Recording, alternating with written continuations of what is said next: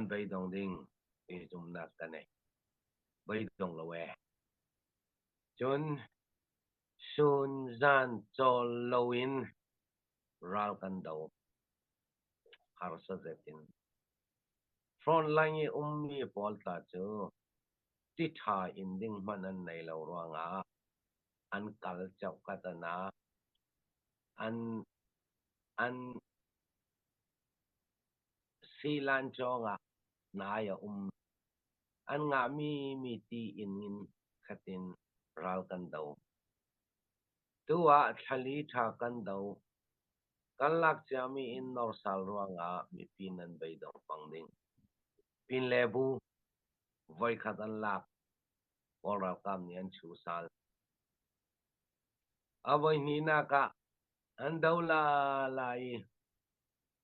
thali changa na ka pin lebu an nga long tu an ne thai thi chai voi khat da kan dau wi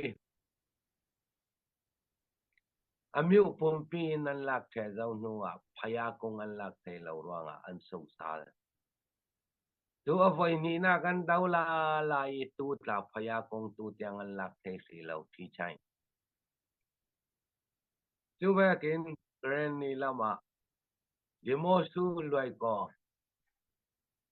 an nori azate lak thai lo ruanga bek sal ti ve ko ve tu ve kin chupui lo khong thayang za sung an kap khakha kan ma long se lo ral do chu ne chan ne lo chan a yang ruanga tu tuma sitri o tu tang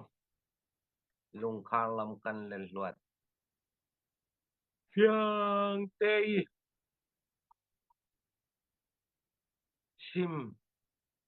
athalo mi harsanak tampi kan nei ve tu lana jandong pakhat thong ra thong lai ni thong lai nga in kan lai tu a thong kul leng a si thang mai thal pakhata alana ting za som li ting za som lin za som thari zani le som li tu a mai thal pakhat lai na ka ting zali na nga non lo poisa kan nei ruanga jandong le mai thal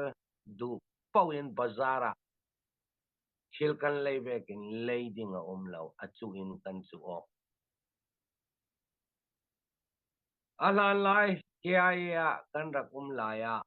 ralka pakhan ni M21 mai thala amal big jan dong jali songa thupi chi si M22 sile zaru tua kan ralka pakhat jan dong thupi chi kan pek thai za songa jan dong za songa tu to ki ka pongai ngaya minute yang za kap si khata ka mi pinan thei fiang atul mi pi ni kan thei fiang the atul ya khoya si kan dola thomi kan poisa thomi ti long se lo atakin kan harsan na ka mi pi ni in thei fiang sak atul in thei fiang sak atul chun tu tuma fiang ten ka thei mi thei thiam thlang mi chil ka thei thiam mi chil kolral kap kolral rang ayi chena kan tluk lo ti phe ding a lo har satwar thaina ka kan tluk lo trai khai swai ya kan tluk lo len ne chi le van zam du to kin an mang thei khamia kan tluk lo kan ni kan nei ve mi van zam kam na te poi fai ti rong sen poi fai hi du te capacity van zam kam na kol se a han ta pakhat thong tang longa atang kai tu chani khit mi van zam pol kam nak dinga tu thi yang mu lo yang mi a kan vat ne ti le chin lunga kan ne เนดูนักชินลุงแหละอันมากันรำจะเล่นดูนักชินลุงอาลงกันเนี่ยอันนี้ค่ะอันชินลุงอาสุ่งเจ้าชินลุงเวกันสินานราวกับอันสิติกาอันไม่นาขันมุที่ดิ่งที่อันไทยแต่งอินตาอันจุนละมิสินไม่นรูที่เลจูอติขันเราเรียนไม่ยันนอร์ขมีอะไอชินเล่คุณภาพอะกันทุกเหล่าที่อัฟยังตุกขังขมีติกายังสิกันมาละมากันตัวเวดิงกันมาลำอันเอชยังสิกันตัวเวดิงกันมาอายังสิพิวเปลี่ยนเปลี่ยนเลยกันตัวดิงเล่นเนเคยันเล่นเนมังนักเลยยังเราทิลยังเกี่ยมากันนี่นักกิตาสอนมีอันสิวันจำดูโตกันนั้นมังไทยหาใครเส้นเล่นสิดูโตกันนั้นกับไทยอันกับไทยติกากันนี่อาสุนมีกันรัลทวมกันไหนมีทอนไทยโตเป็นกันคำนักแหละส่วนสองนี่แหละไอ้ชีนะยังสิกันมากันเรมอกขังดิ่งมาเลยเพียงเลยตั้งจากนางลงเซลวินยังเตียนสุพอยหมู่กันไหนดิ่งยังเตียนกันลีเชนดิ่ง CDF ทินลงเซลวิน Army ทินลงอเมงประคัตตั้งยังเตียนกันเฟตไอดิ่งเราก็ปะไอเช่นในดิ่งอินส่วนสองอินในดิ่งอินอาจารย์ขันดิ่งอินอเมงนาขันมุดิ่งอินไทยโตกันสวะจุลทัง supaya mudah tekan naya tultang colong silawin CDF rule silawin Army rule in kan fe atul tukang tika kamudan si kan tong ving voting kan fe ving voting atul sin thang ding tika kay chu kamudan si CDF jaw male ma peng le tlang sak nak long kha kan ruat ding a sinon no chu vekin tu ma simyan na pakat than tanga thai to ken simyan na pakat kan puan simyan na pakat long kan puan le chu khana a su pyong in thai to ken khana ka in thwat kir sal